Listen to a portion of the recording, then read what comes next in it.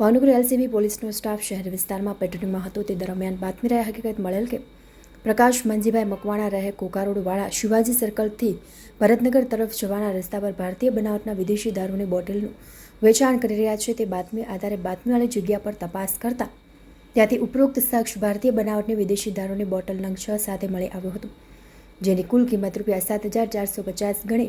ઉપરોક્ત શખ્સને વધુ પૂછપરછ કરતા તેમને આ વિદેશી દારૂની બોટલ વિક્રમ ઉર્ફે વિક્કી હરજીભાઈ જામુજા આપી ગયેલ.